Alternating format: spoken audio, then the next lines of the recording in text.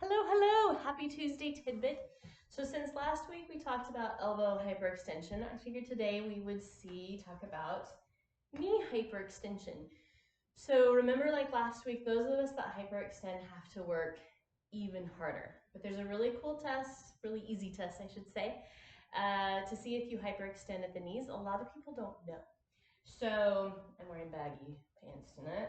So there we go. Basically, if you can lift without leaning back, right? Spine straight.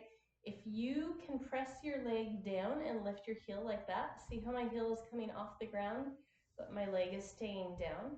That means I'm a hyperextender.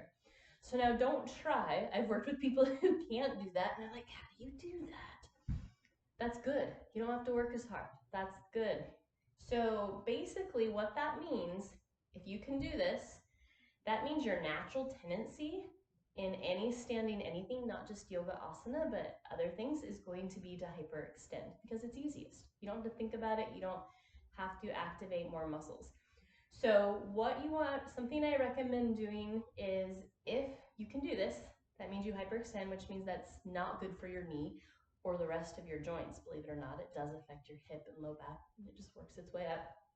So what you want to practice before you go standing is, how can you keep the heel down but flex your quad, right? So how do you press your knee down but keep your heel down? You'll notice the tendency, like, oh, with your heel down and activating your quad muscles, you have to work more than if I do this, right? That's easier. This, I'm using a lot more muscle engagement, especially in my hamstrings, right? Not so much, a lot more. So that means that anytime you're standing, let's talk about yoga asanas, so Virabhadrasana 1 and 2, Warrior 1 and 2, for example, the tendency of that back leg is hyperextenders will hyperextend at the knee. So you have to actually really focus on keeping that knee, doesn't have to be bent, but not hyperextended. Same thing with any standing asana.